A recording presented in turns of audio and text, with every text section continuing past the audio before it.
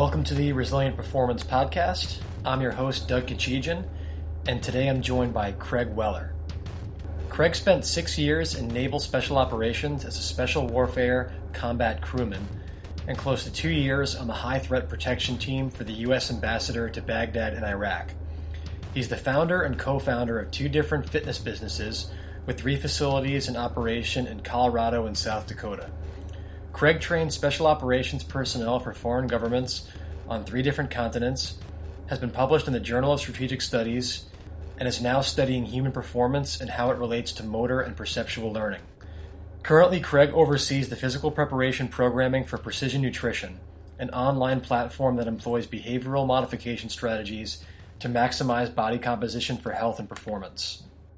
I wanted to have Craig on the podcast to talk about topics like stress inoculation and performing under pressure because there are a lot of misconceptions about those things. It can often be frustrating talking to high performers about these topics because high performers aren't always able to articulate what differentiates them from lesser performers. I think what makes Craig unique is his ability to systematically break down how to optimize performance in high-stress environments on both a micro, so an individual level, and also a macro or an organizational level, using things like motor learning concepts and just basic leadership development principles. Again, Craig's insight is really unique, coming from a military special operations background and also somebody who's studying motor learning. Hope you enjoy his perspective, and I think he's somebody you're going to be hearing a lot more from in the future. Craig, thanks so much for joining us here on the podcast. I'm having you on here because you're one of the few people I know from the military who's performed in some really high-stress environments and is also able to articulate the process of preparing for those environments. So just for some context, would you mind starting out by telling people a little bit about your military background and what your specific job was? Yeah, so I was a Navy SWCC, which is a Special Warfare Combat Crewman.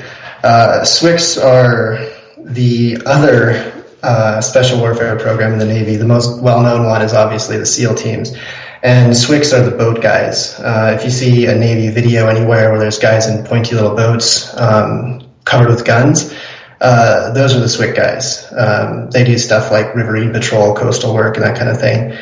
And beyond the Navy, I also did a couple of years of private security work, doing high threat protection in Iraq, which is personal security or like motorcade kind of work. Very cool. And so obviously, people in the military tend to have contests about which selection is the hardest as far as all the special operations group goes. There's a lot of commonalities between them, and the main commonalities are lots of physical exertion under sleep deprivation and food deprivation. And one of the things that, especially in the Navy and the job I had in the Air Force, the water is a huge part of that selection because it's a great way to induce stress in a controlled environment. Obviously, you can't shoot at people and see how they're going to react to that. When they're untrained, there's a big risk-reward disconnect with that. So the water is a great way to kind of evoke a very specific stress response and see how people react. And obviously, the water was a big part of the SWCC selection. So can you talk a little bit about your preparation or lack thereof for the SWCC selection in the Navy? Because I think I remember reading somewhere that you didn't know how to swim before you started. So maybe you could talk about how you were able to cope with selection and how you sort of compartmentalized the various training evolutions when you didn't even know how to freaking swim. Yeah, no, that's true. I grew up in a small town in South Dakota, like really small.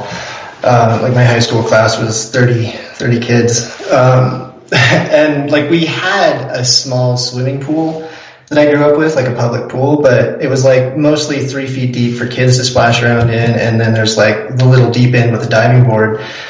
But that meant that the furthest I'd really ever swam was the distance from the end of the diving board to the side of the pool.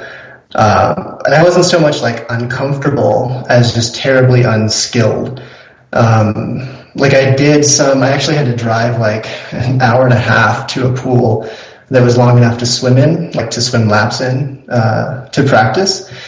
And I did that as often as I could for like 6 months before I joined the Navy, but I still had no idea what I was doing. And like swimming just the 50-meter length without stopping the first time was a big deal. And then I think I eventually got up to 500 meters without stopping, doing the closest approximation I could come up with to a side stroke, which is what they test you on in the Navy, side stroke or breaststroke.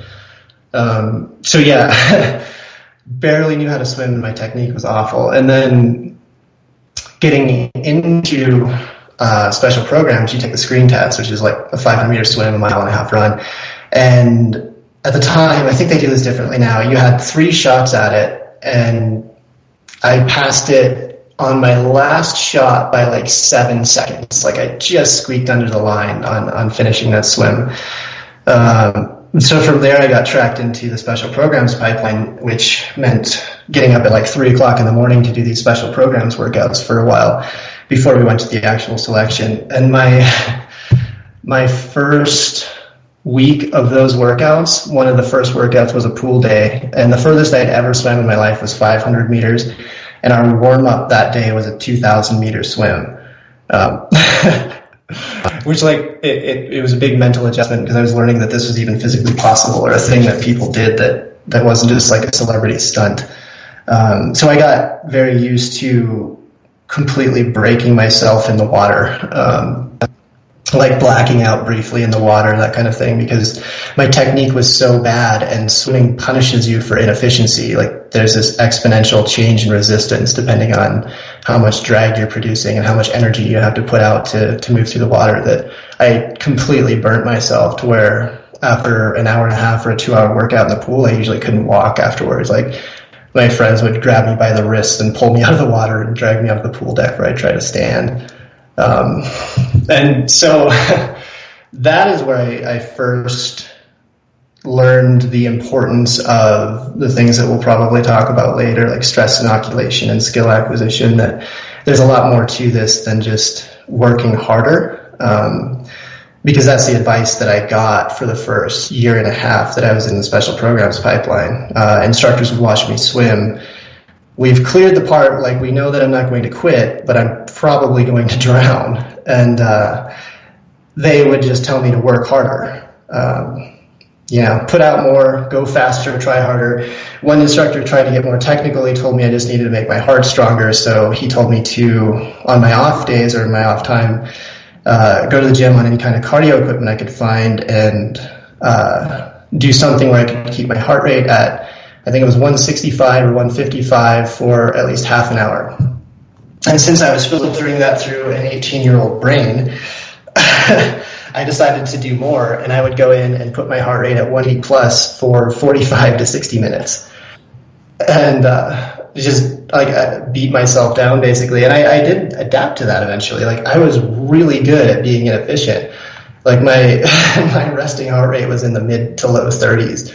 Like you could see my heartbeat through my chest because I was also so skinny from selection. But along the way, which I think is probably similar to your experience and what most guys do, you do develop those coping strategies. So like one of the first ones is just the knowledge that in the selection environment, they won't let you die as a general rule. Like despite the chaos that you feel, they're paying pretty close attention to you. There's safety swimmers in the water, or there's someone on the deck of the pool watching you. So if you black out, or like once I went into hypoglycemic shock in the water, I just ran out of blood sugar. And they'll just revive you. They make sure that you're not going to die, and then they throw you back in. So in a way, you can get very comfortable with where your real physical limits are, and you realize how far away they are because you're free to break them. You're free to, push yourself until you run so low on blood sugar that you just pass out, or you black out from hypoxia or whatever.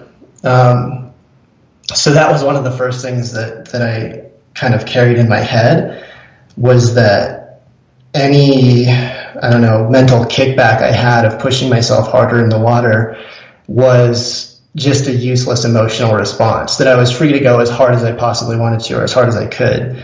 And that if I did cross the line, it would be okay ultimately. And the Navy selection programs are somewhat designed for that. Like if someone breaks their body, in something like that from just exertion, it's not such a big deal. It's quitting that they're really looking for.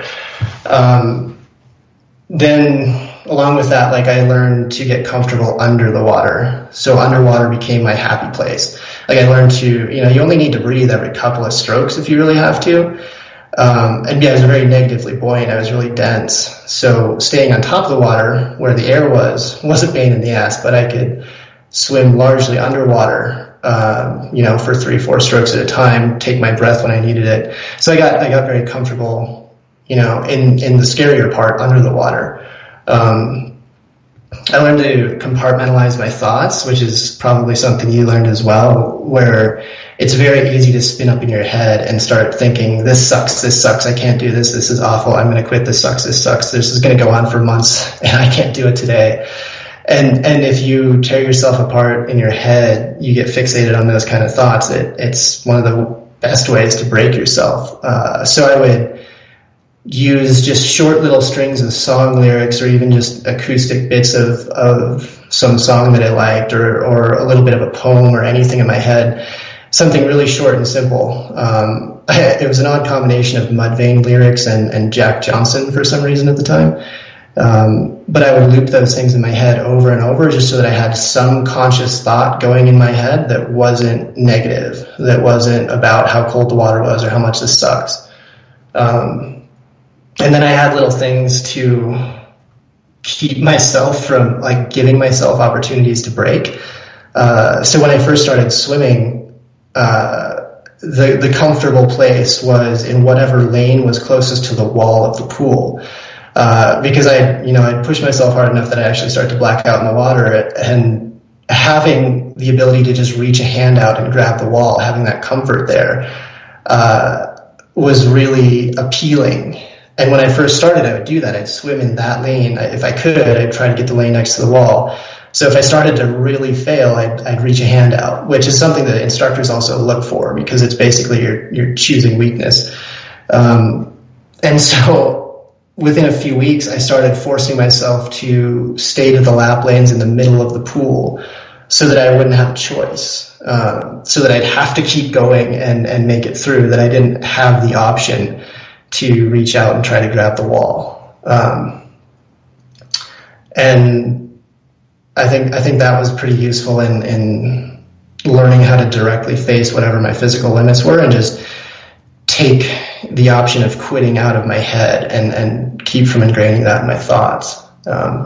So the long version of where that ended up, I made it through the pre-training stuff, which turned out to be 6 months to a year for me. And then went to selection, and I was about 2 weeks from graduating the physical part of the selection. And I finally failed a timed swim by 1 minute and 2 seconds, me and my swim buddy. And we double failed it. We took it again the next week, and it was an open ocean swim, and the currents were different, so everyone swam like 5 minutes slower, including us. So because we were far enough along and they were clear that we weren't going to quit, they dropped us out of training to start back at the beginning. We had to start over. But before we did that, we both went to a program in BUDS, which is SEAL training, called the Brown Shirt Program, which is a performance-oriented program where it's for guys who either get injured or performance fail, but they're far enough along that they're not going to quit. So for BUDS guys, they're guys who are past Hell Week, and for us, it was guys who were just right at the end of training. And we were the first SWCC students to be crossed over into the BUDS program to do this. And basically, what you do every day is you do every physical evolution that's happening in BUDS for that day. So first phase is doing a timed run, you'll do that. A second phase is doing a swim, you'll do that. And then the instructor has a bunch of other stuff cooked up for you. So you'll go do an obstacle course, you'll go do ropes and pull-ups and dips. You'll basically just physically train all day. But it's with like a skill acquisition or performance orientation in mind. So my first day there, we were at the pool, and there's an instructor who watches me and my swim buddy swim. We do like a 500 meter, 1,000 meter swim or something. He just sits above the water and watches us, and we get out, and he says, the first thing he tells me is that, this is your parents' fault, right? If they had chosen not to raise you in South Dakota, you probably wouldn't be doing this. you probably have learned to swim already. And then from there, for the first time in, I think by then it was a year and a half, almost 2 years, he gave me specific skills that I could work on that would make me swim better. Like the way I bent my arm, the way I rolled my torso, the way I turned my head to breathe. He broke down the stroke into every possible component and told me exactly how to make every piece of that better. The workouts, the brown shirt workouts, were like the physically hardest thing I'd ever done in the military, including selection. Like guys would start puking or passing out at about the 2/3 point in most of the workouts, and that was just common. But because we were also doing it with that skill acquisition model where he's giving me specific things to improve on, my swimming improved incredibly fast. Like 2 months later, I retook that swim that I'd failed by 1 minute and 2 seconds, and I passed it by over 10 minutes. It was a dramatic change in how fast I could swim. And the physical component was there, but what made that difference was the mental model of it, the skill acquisition side of it, that it wasn't just do the same thing but harder. It was do all of these things better, and here's how you practice them one at a time and then put them back together into like one package. Yeah, that's really cool. I never knew about the brown shirt program and how you were the first SWCC student to do that. And just so people know, because you're talking about passing out underwater, you're not just in these programs swimming on the surface. Everyone's probably like, oh, how are you passing out swimming on the surface? You're doing a lot of subsurface training where you're swimming underwater for various distances, sometimes in a full uniform where you take a stroke and literally go nowhere because there's so much drag. You're tying knots underwater. They tie your arms behind your back and your feet together and have you swim underwater and grab stuff with your teeth and bring it back up. So that's how people are passing out, and it is the most kind of talk about like drowning out noise in your head, because you're constantly hearing these voices, which are very, they've adapted over millions of years of evolution. Like, hey, if you're not breathing, you need to take a breath, and you learn how to control that. And you mentioned some of your coping strategies, and they were kind of similar to mine. I remember whenever I would swim underwater, at least in a typical scenario where you're not in your full, camouflage uniform, just kind of in your bathing suit and your t-shirt, I remember, all right, I could swim 25 meters in 5 strokes and 50 meters in 10 strokes. So I knew no matter how out of breath I was, I'm like, even worst case scenario, if I start getting out of breath after 3 strokes and we're doing a 50, it's like, I've only got to do 7 more strokes. Now, that 7 more strokes might take me 45 seconds, but it's still in my mind. 7 sounds better than 45. So I think the idea is trying to break it down psychologically into something that seems more manageable and less daunting, which is what essentially everybody who makes it through these programs is doing, even if they do it in a little bit different way. Now, you do a lot of work now where you actually prepare people for these selection programs. And one distinction that I want you to talk about is the difference between preparing for selection and actual missions, because you see now there's a lot of these programs that are really popular where they'll try to simulate these like special operations selection programs for corporations, or even you're seeing professional collegiate sports teams trying to train like Navy SEALs or like whatever other special ops guys. And I think the intent is good, and that, all right, these workouts are somehow going to make us tougher and more resilient. But I think if you're able to, again, describe that difference between preparing for selection and actual missions, it might help to illuminate why that may or not be desirable for a corporate person or a team sport athlete. Mm-hmm. First, the big thing to keep in mind is just that the practice is not the test, or the training is not the test. Like while you're taking a test, you're not really learning the subject material. You're just seeing how much of it you already know, or how much of it you already have. In a selection environment, it's not so much teaching you new things or teaching you to become something else as filtering people for the raw material that they already have, which is you can simplify it down to a fairly basic subset of traits, which is like mental and physiological resilience, and then like 5-factor stuff like conscientiousness and low neuroticism. Like that's why you spend so much time paying attention to all these tiny little details while you're under stress and you're tired, like your dive inspection where you check out all your little metal things and look for rust on your knife and you make sure that it's all in the right order. And the low neuroticism thing is basically that you have a low sense of perceived threat, that you're not going to freak out mentally all the time. But when it comes to transferring that kind of stuff to basically anything else, a corporate environment or whatever, the theory is that, let's say a special forces guy is mentally tough. Therefore, if you give these corporate guys a test like what the special forces guys went through, then they will develop this similar level of toughness. But you're not giving them, first, you're looking at a process that screens for traits that are largely predetermined or prefixed. It doesn't so much develop them as filter them out. Like if it was a way of developing, like making someone who is not mentally tougher, then we wouldn't have such high attrition rates in selection. Like my first class went from 50 guys to 13. Your classes, I think, were probably higher than that. If it was teaching people how to become the things that they need to be, then, 90% of the guys would finish and they would have the characteristics that they needed. Instead, it's just screening them out for what they have or they don't have. So this isn't a teaching model. It's not a training model. Which means that you can test the resilience or mental toughness or whatever of a Comcast employee by yelling at them on the beach and getting them sandy. But a week later, they're not going to be any mentally tougher than they were when they showed up. The best you can hope for is that you've taught them a little bit about who they already are and what they're going to be like under stress.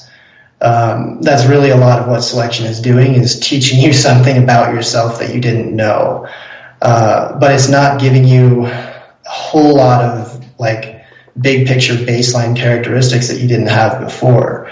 Like we talked about the segmenting thing where you break things down into the smallest possible pieces. Like I can swim 3 more strokes. I can make it to breakfast. I can make it to lunch. Compartmentalizing, controlling self-talk, all of that stuff.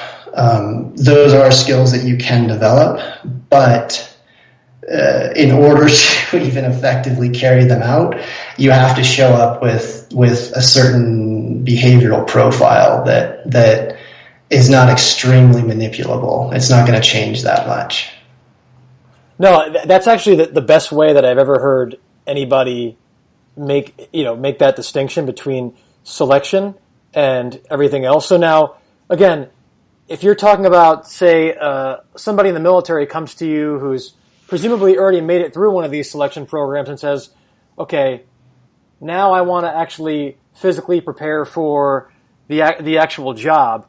What's the difference as far as how you would, without getting too specific for people who aren't human performance experts, but what's the difference conceptually as far as, if there is one even, of how you prepare somebody physically for the selection course you went through that's really designed not necessarily to prepare you for the job, but to test you for these largely innate qualities, versus how are you preparing to execute specific skills that have obviously a huge physical component, whether it's endurance, strength, that kind of stuff, when it comes to an actual mission? Yeah, you partially defined it already. First is look at the test that you're taking. Like selection it's using physical training, like with water, as you said, especially, it's using physical training to produce stress and assess how people respond to that stress. And it's a giant filter. So if you have someone who is an active duty operator, they've already been through that filter. You already know that they have these baseline characteristics. So you no longer need to test them for those things. So you don't need to, you're not going to have a special forces guy or a SEAL or a PJ or whatever go do drown proofing again, or go do a lot of the stuff that no longer serves a practical purpose. So instead, you start by defining what their purpose is on the job and what those physical characteristics are. Because they've gone through selection, you can assume some raw, like baseline characteristics, that they have a huge aerobic base, that they can keep going all day if they have to at just about anything. But there's also this important thing where they've been selected for their physiological resilience, which is largely autonomic variability, meaning that they can rest and recover really well, recover really quickly between very difficult things so that they're able to go again the next day. And when it comes to having a strong stress response, when it's go time, they can activate really well. They can spike and hit hard and put out a lot of force. So there's a big top end and a big low end where they hit really hard and they sleep really well, or they recover really well, even if it's like the spaces in between events, or while you're sitting on the side of the pool in between laps or something. So recovery happens on multiple scales. But moving forward, that resilience, the reason they're selected for it is that their job environment is going to exploit it over and over and over. We've seen this in the last 15 years now with the SOCOM communities, where they're having a huge problem with burnout and breakdown because guys are on constant deployment cycles where they're changing time zones constantly. They're in different countries all the time. They're working nights quite a lot. They might go 2 to 3 days without sleep on a job and then come back and take a nap and go do it again. So that variability, the ability to hit hard and then recover really well, is going to be continually exploited over time. And if they don't deliberately rebuild it, or at least maintain it, it's going to wear away. And so you have guys, looking at training as a long-term process, like where we want them to be in 10 years. One of the big things that we're looking to maintain and restore is their ability to hit hard and recover well. And where that's often neglected is on the recovery side. Because you have guys after 3 or 4 years where they no longer sleep well, they no longer recover well, they have a lot of insomnia issues because they're used to working all night or working for 2 or 3 days straight. They have a very strong stress response, but now they have a hard time turning it off. So aside from the more immediately visible physical characteristics, where in selection you're not really concerned too much with maximal strength or even movement variability, you're doing a lot of stuff that's basically go in a straight line for a really long time. For an active duty operator, that changes, where you can focus quite a lot more on maximal strength. You don't have to be super skinny to make it through. So, most guys coming out of selection are going to gain like 30 pounds of muscle or more. And then you change the planes of movement that they're moving in. Like, they're no longer just sagittal monsters going straight forward, up and down.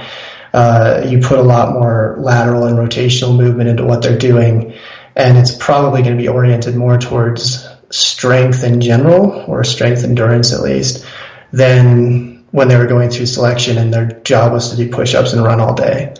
But that is laid over a bigger picture theme of maintaining or improving variability so that they don't burn out and break down. And that's variability autonomically, so they sleep well, as well as movement variability, so that they can get out of extended, toned up stress positions so that they're not wearing their joints out. Yeah, and one thing that we've talked about in private conversation that I think is important as far as the distinction between preparing for selection and actual missions. In a selection environment, it's really about survival, and the things that they're asking you to do don't really involve a lot of skill. So you talked about skill in your previous answer, and I think that's what differentiates preparing for those two things. Like, no one outside of maybe an elite gymnast can actually do 3,000 push-ups in a day. But in these selection programs, you're doing that. And I would argue, like, I would look at, you could look at a video of Hell Week or the stuff that I did as a pararescueman, and some of the push-ups that, are passing as push-ups, if I was training somebody or you were training somebody, we would not deem that as kind of acceptable form from a mechanical standpoint.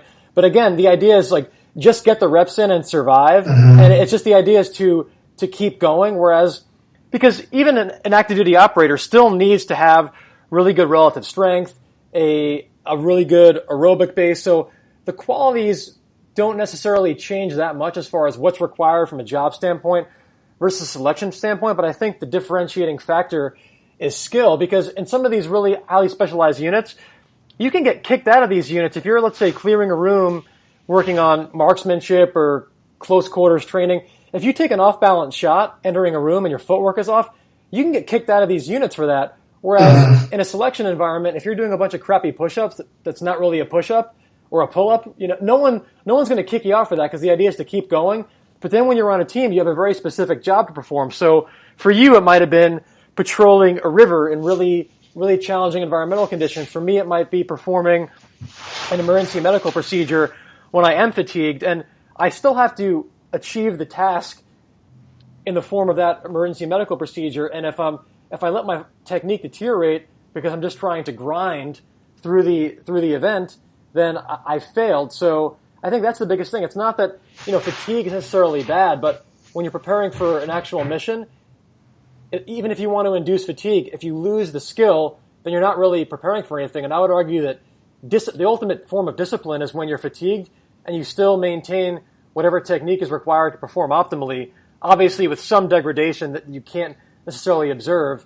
But what we're seeing in these selection environments, it doesn't take a lot of skill to walk around with a boat over your head or a log on your shoulders and keep going, but it takes a lot more skill to perform these jobs in the environments they're being performed. So that's probably one of the biggest differences. Now, you wrote an article in the NSCA Journal, and I'm going to put a link to that in the show notes, where you really broke down the resiliency and stress inoculation construct, I thought very, very thoroughly and very meticulously. So I want to start out by getting into that, but operationally defining a couple of things, because if we don't know what these words mean or we can't define them, then it doesn't make sense to talk about them later. So how would you define the process of stress inoculation? How would you define toughness and maybe even mental toughness? And then what's the interplay between those two things?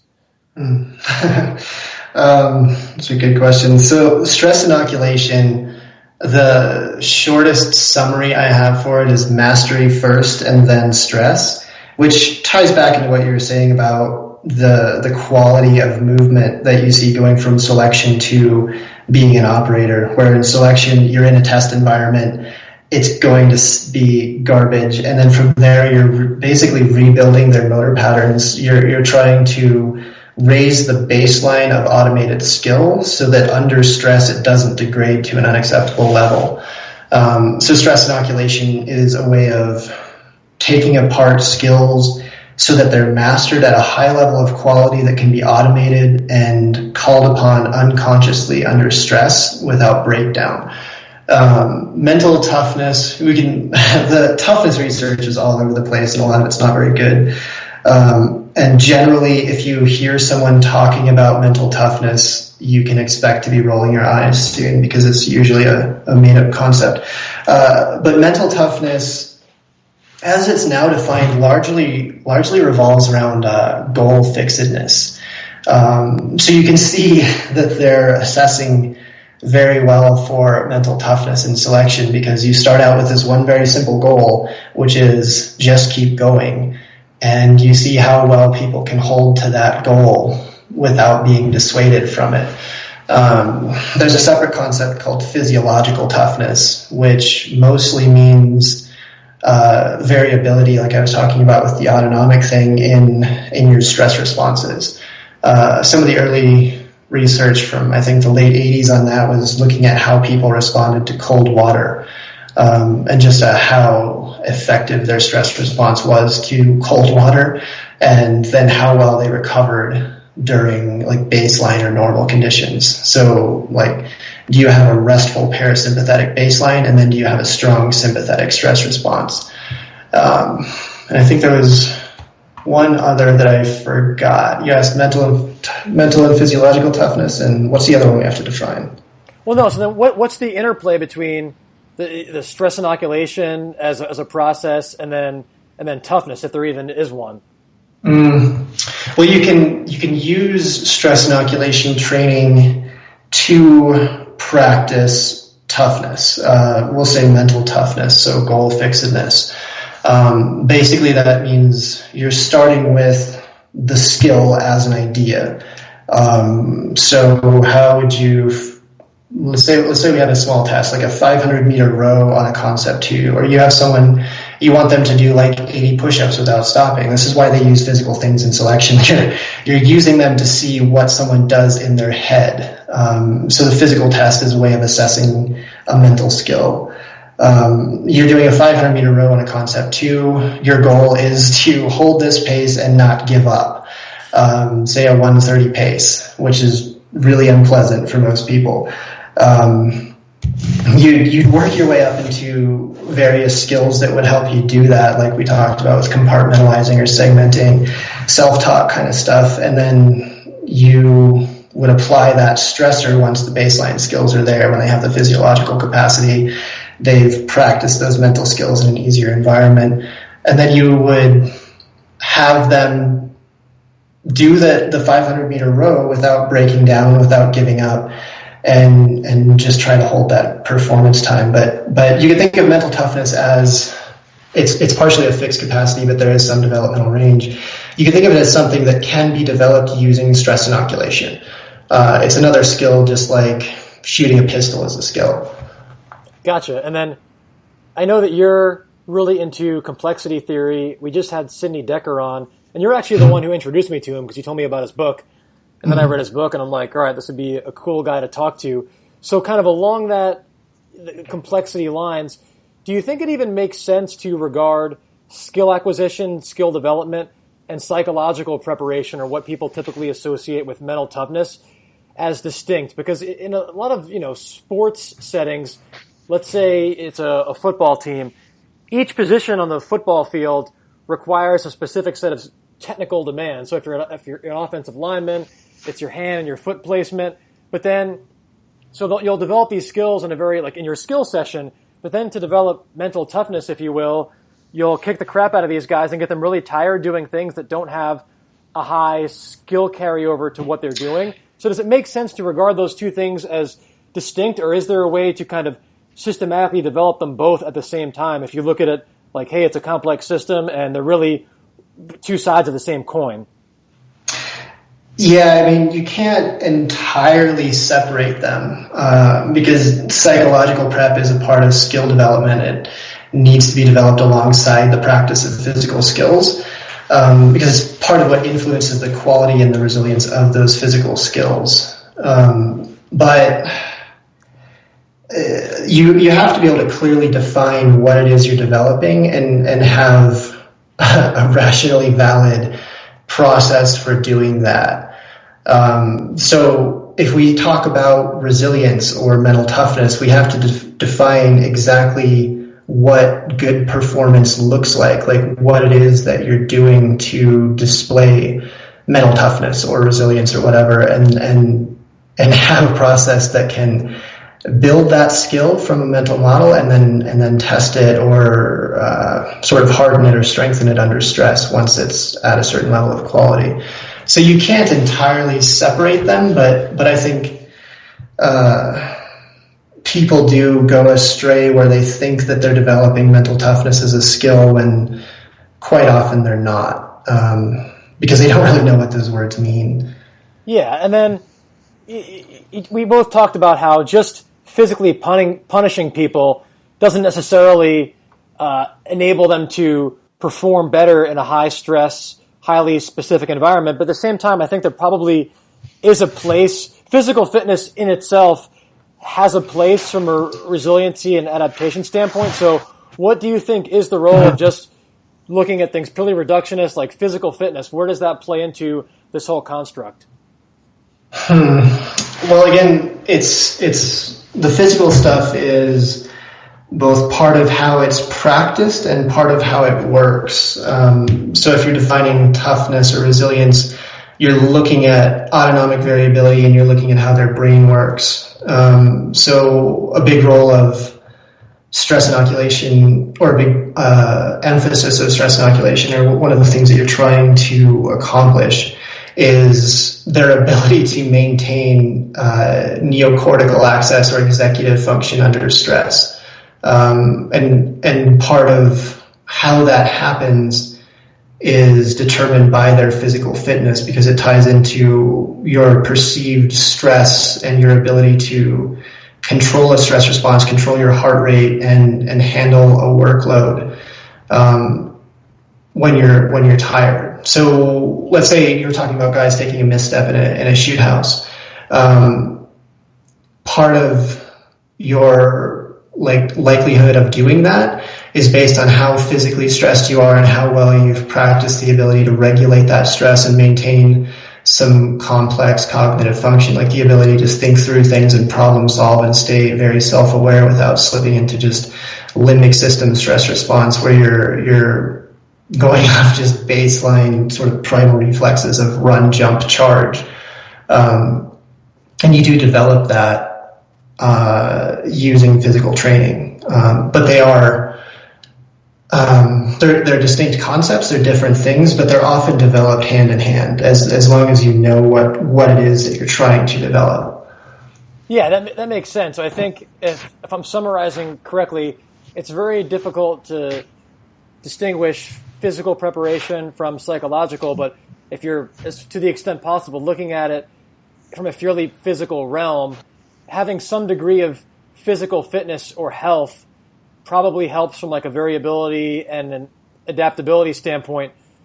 People, it kind of develops resiliency regardless of one's profession. So even if it's, the stockbroker or the corporate person, physical training has a role there because having that physical health allows them to have that sort of physiological buffer to do the psychologically stressful things that they have to do for their job. Is that how you frame it, or is that accurate? Yeah, so you could, a simple way of saying it is physical energy is the basis of mental energy. Okay. So even if your job is entirely cognitive, you're not going to have the mental energy and the cognitive function to do that well unless you also have a baseline of physical fitness, because you can't really take the two apart.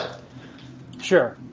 Now, a lot of times people look at these special operations jobs as very sort of mystical. It's like, how does this person jump out of a plane at night and then do, walk 10 or 15 miles and then go confront an armed adversary and do these things? And in your article, you break down the phases of motor learning and how they fit into your stress inoculation construct. And I think the way that you break it down makes that process way less mystical. So can you talk a little bit about the phases of motor learning and how they fit into this whole model?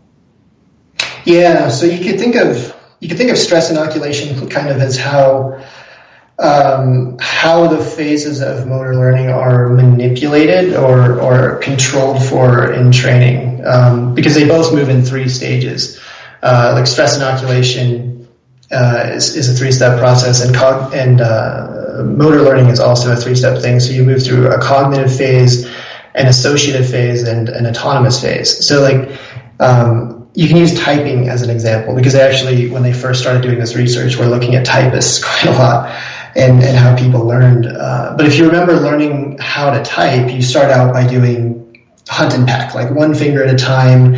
You're totally focused on the keyboard, doing one thing at a time, and you make a lot of mistakes. They're big mistakes, and you're easily distracted. Like you can't think about anything else other than typing while you're typing. It's completely in your head. At some point, you kind of make this transition to where it starts to feel a little more natural, and now instead of letter by letter, you're thinking word by word or even sentence by sentence.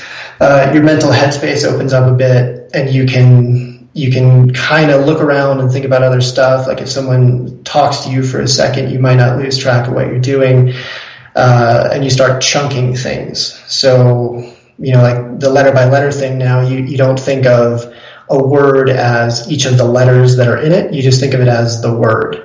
And so what your brain is doing is building a lot of associations and patterns, so that those patterns become automated. So all of the small pieces that you built before now are just components of bigger patterns. And then the third stage, which you'll then transition to, is the autonomous stage, which is where you're no longer thinking about it at all. It's just something that you do, and it automatically happens. And you could talk to someone, you could be interrupted a little bit, you could think about something else. If you think about it as if you're riding a bicycle, when you first learn to ride a bicycle, any distraction at all will probably make you crash. And then you can eventually like have a conversation with somebody, look off in a completely different direction, fiddle with your watch, do whatever, and you're still riding a bicycle. Same with driving a car. When you first started driving a car, you had to think about absolutely everything. There was a ton of information to process because it was all novel, unfamiliar, and your brain is still trying to figure out what those patterns are, what's going to happen when you do things. But then over time, you reach the point where you can drive home in your car and you have no idea how you got there. You are completely on autopilot, and that's the autonomous phase. Typically, once you've automated a skill, the only thing that interrupts it and brings it back into the forefront of your mind is when there's a change in the sensory flow that doesn't meet your expectations. So if you're driving on autopilot, completely tuned out from what you're doing, and suddenly you enter a construction zone where you're in like this bobsled run of orange cones that are 6 inches from your car, then driving becomes a much more conscious skill, and you're back into the associative phase trying to figure stuff out. So when you look at stress inoculation, you're moving through these 3 stages as well. The 3 stages of SIT, or stress inoculation, are conceptual education, the first stage, which is where you just have a mental model. Conceptual education means you're learning what good looks and feels like as an idea. So if you're learning to type, you're learning where all the letters are, or if you're learning to drive, you're learning, what the gas pedal does and what the steering wheel does and all of this stuff. The second stage is skill acquisition and consolidation, and that is the practice stage, which coincides with the second stage of motor learning, which is the associative stage, where you're teaching your brain to make predictions.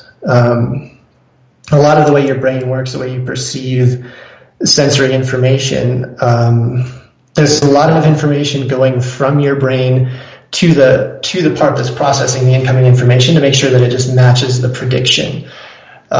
So a good part of what you're doing is based on what you've done before and what you can expect to happen.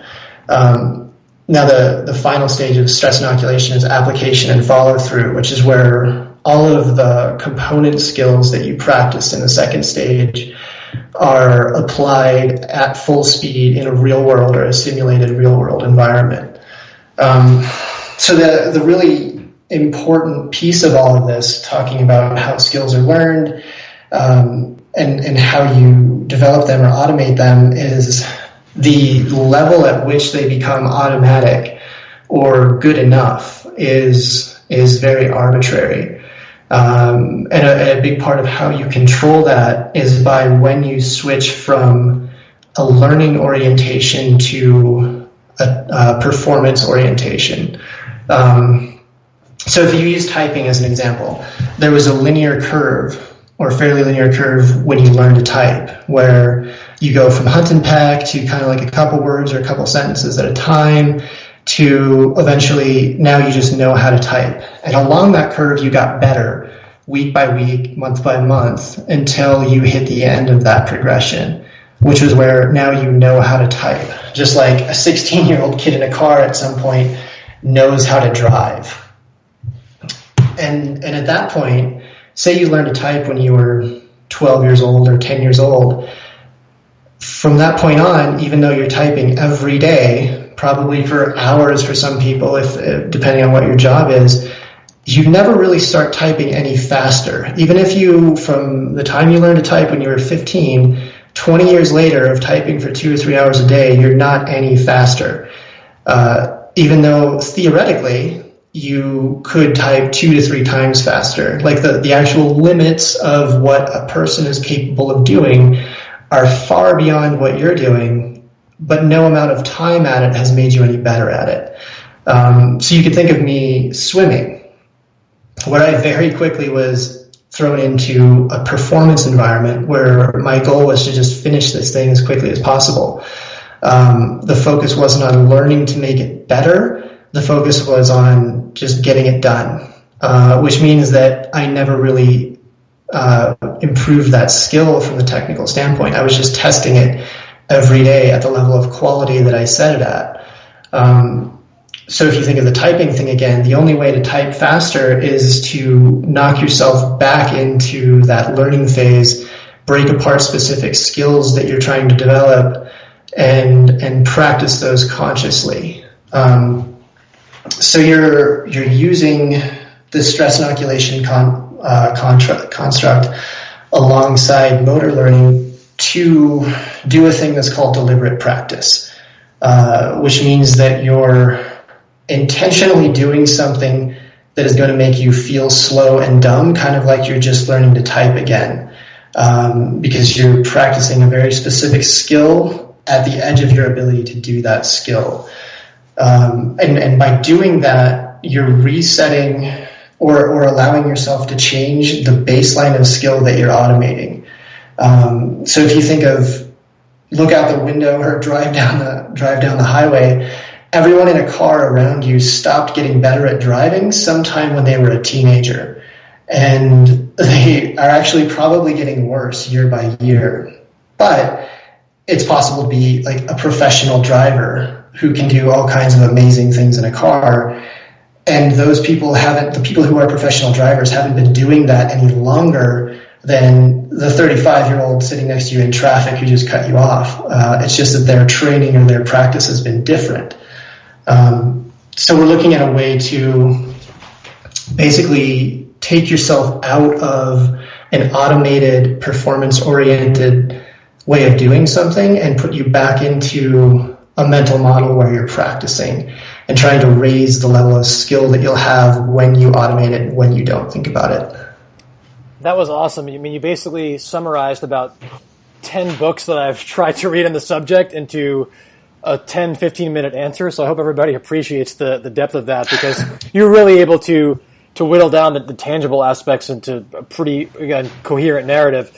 One of the things that I thought was really cool, you talked about how the selection process didn't so much change you, but taught you a lot about yourself. And one thing that I found was that because I was always kind of, I think this is normal for a lot of people, sometimes the anticipation of failure is worse than actually failing. And one thing that the selection process does is as you can obviously attest to, there's a lot of scenarios where failure is deliberately induced. So you'll have the instructors give you an unreasonable timeline to complete a task, and it's like, you've got 5 minutes to do something that's going to take you that should take you 15, and it's kind of like, that you're not going to meet the timeline, but the point is to still kind of hustle and work as fast and as efficiently as you can, but to appreciate that sometimes trying your best isn't enough. But at the same time, that wasn't done so often that it was the learned helplessness phenomenon, where it's kind of like the dog where the rat in the experiment, where no matter what the rat or the dog does, it's gonna get negative feedback. Because if you induce too much failure, then you learn that no matter what I do, I'm not going to succeed. So what do you think is the interplay between challenge, success, and even kind of deliberately inducing failure and cultivating the ability to perform under pressure? I mean, you're always going to be in a training or practice environment.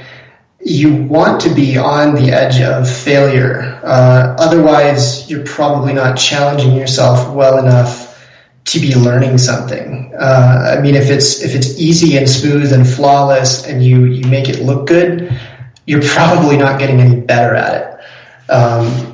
So we learn best at the edge of failure. Like I think of learning to surf. I was at a surf school in Costa Rica, and we were practicing a drill where we're learning to step back on the board and shift your weight really far back onto the board to either stall it or do a really hard carving turn, like where you can do like a 180 turn on the board.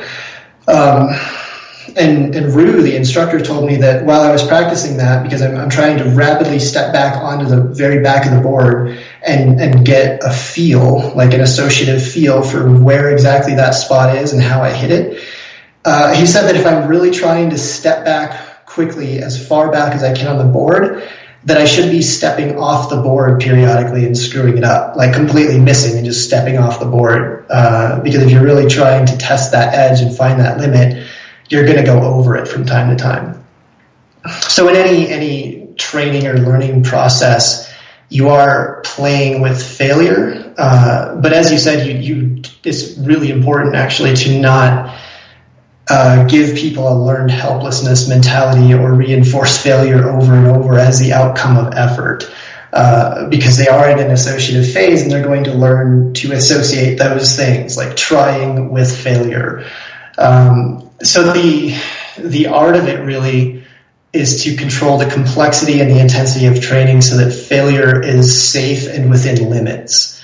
So if you think of surfing, I'm practicing stepping right to the very back of my board where I might miss and step off of it and fall. I'm doing that in like shallow white water on a sandy beach break. I'm not doing that on a massive barreling wave over a reef, you know, where if I go off the board, it's going to tear my face off on something sharp and pointy. So in say we're talking about the gym while you're training, if you want to put someone on the edge of failure or something where they can fail, and you don't want them to fail constantly again. You just want it to be right there on the edge of it to where if it does happen, they have immediate feedback that they did fail, that they did do this thing wrong. That way they're not trading a poor performance into their mental model and learning to do something badly under stress. But you also want them to be able to fail safely when it does happen. So you can fail at pushing a prowler or doing, say, goblet squats. If you just can't do another goblet squat, not a big deal to dump the weight in front of you or just set it down on a bench or whatever. If you max yourself out on a prowler like you were supposed to do 3 60-second sprints this fast or this hard or within this amount of time, and you don't hit that performance mark, you just fail because you couldn't keep up, you couldn't recover fast enough, whatever, not a big deal. You don't want to fail throwing a heavy barbell over your head when you're tired or doing something where you're playing with a potential catastrophe. Like, that's not the place to introduce failure. So you definitely do have to integrate failure because it's how we learn.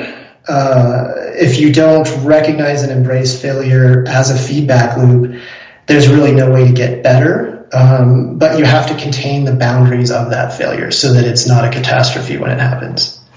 No, that's a great answer, and it kind of made me think, knowing you personally, you're always learning new things, even, you know, at this stage of your life. So learning how to surf, and you've told me in private conversation that you went from snowboarding to skiing recently, which is very hard to do when you're, you know, in your 30s. And I think I'm just purely speculating, I think one of the things that makes special operations type people so adaptable beyond not just being selected for those qualities in their selection courses, but when you go through these training pipelines, like, you're learning how to do a lot of things that you've never done in your life that there's really no precedent for. So you're learning how to jump out of a plane, you're learning how to scuba dive, you're learning how to mountaineer, and in my case do rope rescue, you're learning how to fast rope out of helicopters. So, and again, I have no idea what the answer is to this, but do you think that part of what makes these groups that are typically put on a pedestal from an adaptability standpoint so adaptable is that they get really good at learning because they're constantly having to learn a very diverse set of skills during their training? So it's not just the fact that, yes, they can take a good beating and they have some kind of, you know, determination and grit, if you want to call it that, but also the fact that they're put in situations where they have to continually learn and adapt. Yeah, the soft communities actually do a fantastic job at that as part of their culture. There was I'll see if I can find it. I think it was a Harvard Business article on what corporations can learn from the military, and that was one of the primary takeaways. If you look at most corporate environments, if you're a new guy, you start the job, it's basically figure it out or you're fired.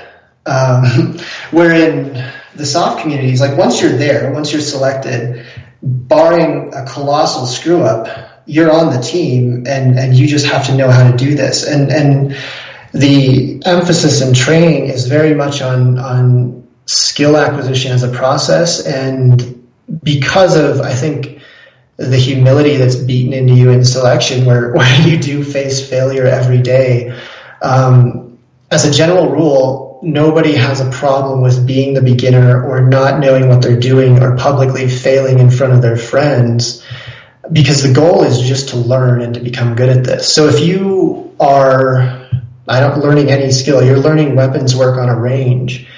If you don't know how to do something well, and because you're worried about looking good, you hide that. You conceal it and cover up your vulnerability or your weakness, the thing that you don't know.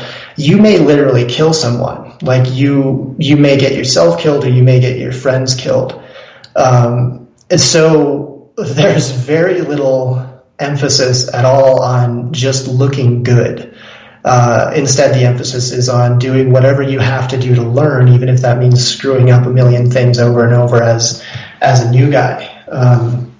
Like basically everything we do, like I'm sure you guys use this too, like they say crawl, walk, run, which often means you're going to feel like a kindergartner sometimes, because like, say doing bailout drills in a vehicle, if your car is ambushed and now you have to get off the X and move somewhere, the first time you do that, you're literally doing that like you're pantomiming slow motion. Like, I'm reaching for the door. I'm making sure it's unlocked so I don't rip the handle off the door. I'm stepping out. I'm moving to cover here. And you're walking step by step very slowly. And that's part of the stress inoculation thing. And it's also to look for any possible mistake that you would make there. So yeah, and I guess it is that sort of humility thing.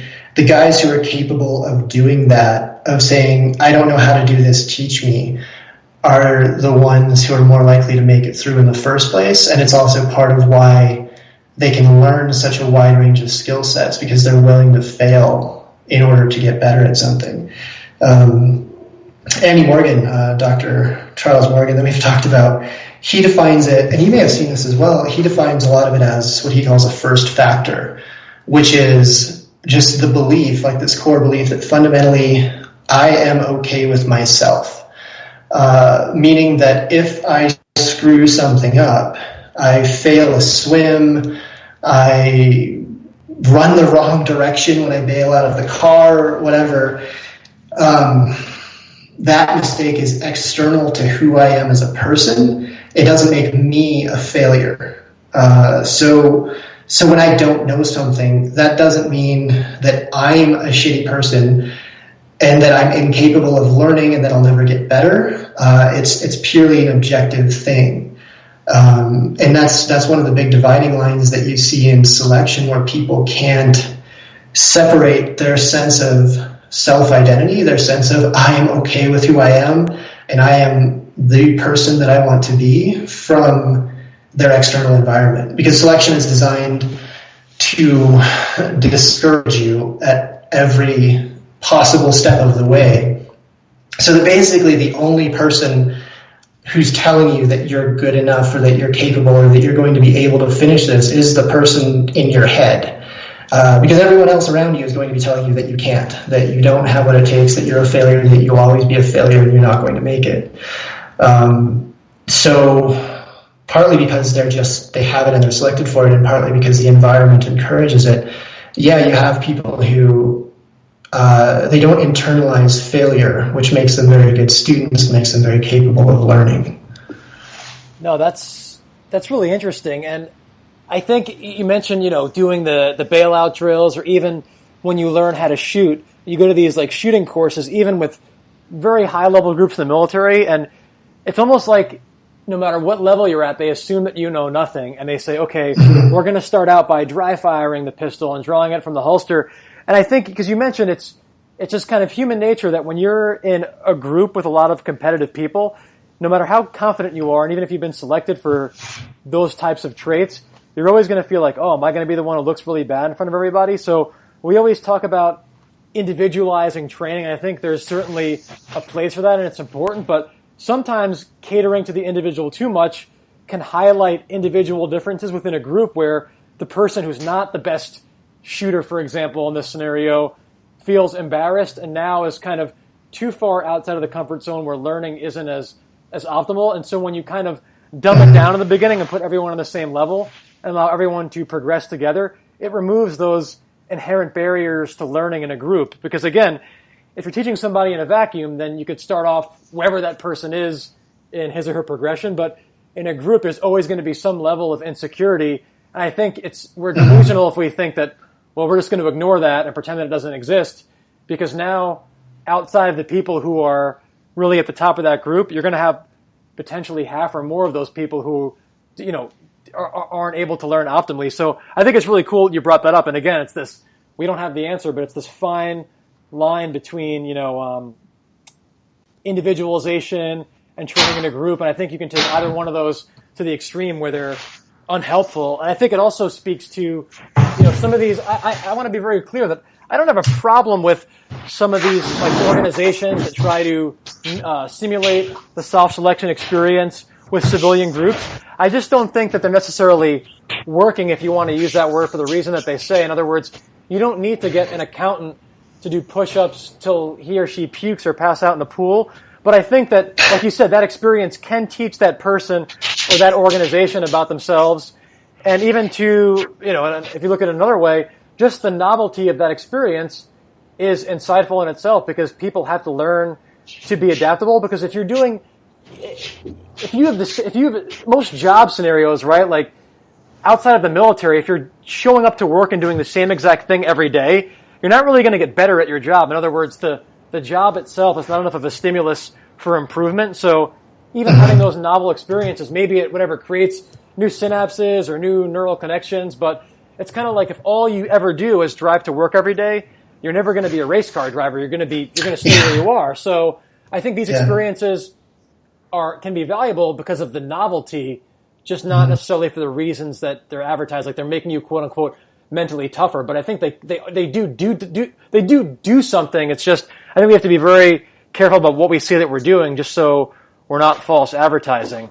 Yeah, and I think it's important to keep in mind the limitations of some of those concepts, and how they fit into the bigger picture of what you're doing. So we talk about, say, an attorney or an accountant or someone like that whose job is largely cognitive, and then we talk about mental toughness. And mental toughness is largely goal fixedness, right? So there's a story I've started to use. A friend of mine who was a medic in a special operations community was doing a training exercise with a bunch of guys, and they were doing sniper stalks through a field in California. And mental toughness, as we said, is goal fixedness. It's, I'm going to do this thing and nothing's going to stop me from doing it. So they're in a dry part of California, and the medic, you do these safety briefs before every training event, tells his guys that if they find, or if they get bit by a snake, they need to keep the snake. Or identify it so that, they know what kind of snake it was, if it was venomous, what kind of antivenom to give, that kind of thing. So the medic is overseeing this training evolution, and guys are stalking, so they're low crawling through a field, basically. And all of a sudden he sees a guy kind of off in the distance leap up in the air with his arms overhead and then fling himself back to the ground really hard, and then just nothing, no movement again. And he's kind of curiously watching this happen, and then he sees the guy stand up again and just start hopping up and down and stomping, sort of, and then he goes flat and he disappears again. And a minute later he gets a call over the radio, Doc, we need you, guy's been bitten by a snake, we need you over here now. And it took him a second to get there, because they stopped the training event, but there's still snipers down in the grass, so they can't drive cars really fast through the field because they'll run someone over. And they got there, and this guy was low crawling through the grass, and he came face to face with a 6-foot rattlesnake. And so at this point, he's got at least two goals in mind. The first is that he cannot break his cover. As a sniper, you just do not do that. You don't reveal yourself. So he has to get where he's going. And he also has to avoid the snake, and if the snake bites him, he has to keep it. And so he tries just kind of staring it down if he can, and the first thing the snake does is just bite him in the arm, because he's got one arm in front of him. So now the second game is on. He's got to keep the snake. So he starts wrestling with it. He tries to grab it, and it bites him repeatedly, 2 or 3 more times in the arm and then in the shoulder. And so for a quick second, the thing that the medic saw, he grabs the snake by the tail leaps up onto his feet and holds it overhead like he's doing battling ropes and slams it down on the ground to try to kill it to keep it from biting him, but it doesn't work. So he's back on the ground, hiding under the grass, trying not to break his cover anymore, wrestling with his snake, and it bites him right on the collarbone and then actually on the top of the head. And so he stands up. This is the second thing that the medic saw. He stands up and starts like beating the snake with the butt of his rifle, which the snake is obviously opposed to this idea, so it's moving around and dancing all over and running away. And so he's still trying to do this very quickly because he doesn't want to reveal himself anymore, and he drops back down, and at one point he actually chases the snake. He's been bitten 6 times, I think, at this point, and he chases the snake down to get it. So it bites him in the arm again, and he slams it down to the ground, and it bites him a few more times, and he tries to sort of choke it. And finally, with some combination of rocks and rifles and whatever else he has, he's rolling on the ground with it because he doesn't want to reveal himself. He manages to kill the snake. And it's right about this time that the instructors who have seen him come upon him and see that he's really screwed up and call the medic, who gets over there. And the guy he's been bitten somewhere between 9 and 11 times total by this rattlesnake. He's vomiting and barely conscious, holding onto the snake, and they throw him in the truck and drive him to the hospital, and they wheel him into the ER, and he's furious and combative. He's barely conscious, like he's almost blacked out from the venom, and they actually have to strap him into the gurney. He's still in the hospital, and he will not let go of the snake. He still has the snake in the hospital because Doc told him he had to keep the snake if it bit him. And a mentally tough person, like as a concept, stays attached to whatever goal they have. So this guy will not let go of the snake until the medic, who he knows by face, by name, tells him that he's seen the snake and recognizes it and it's okay, and they basically pry it out of his fingers. But this entire time, he would not let go of these 2 objectives: don't break your cover, and don't let go of the snake. Like, you have to catch the snake that's bitten you, which meant that he got bit 11 times by a rattlesnake, including once in the face and once on the top of the head. And fortunately, he lived. He was fine. His arm was really screwed up, but the snake had used all of its venom by the 2nd or 3rd bite, which was all in his arm. So his arm was really screwed up for a while and really swollen. But he was ultimately fine. So the point of that... Yeah, right. So the point of that is, like, we talk about mental toughness as this like magical special thing, but if you understand what this concept means, if you take it out of context, or if you have a very high level of well-trained mental toughness, what's really important is where that can go wrong when it's all the way to the right of the bell curve, and how that interacts with other characteristics, like other ways of thinking.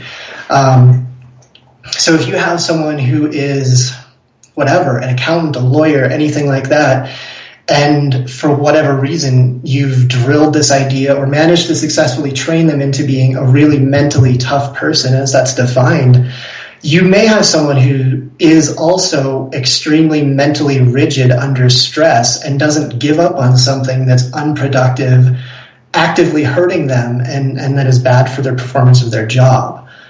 That's a great story, and when you bring that up, I want to clarify, and this should be stating the obvious, but I feel like I kind of have to say it. When Craig and I talk about like using lawyers and accountants and examples, we don't mean that as like a derogatory thing where that's the opposite of a special operator, and a special operator is good. I mean, it's just we're trying to use these different constructs because there's a saying in the special operations community that the people who make it through selection were just too dumb to quit, Yeah. And I think that the story you just told is kind of attests to that some of the characteristics that like this population is screened for aren't necessarily always healthy. And if you take it to the, like you said, the extreme of the bell curve, they can have deleterious effects. A funny story that's not nearly as extreme as the rattlesnake story, but when I was preparing for a deployment a couple of years ago, we went to this course where they kind of have, all these different training sites and they can simulate any kind of rescue scenario. So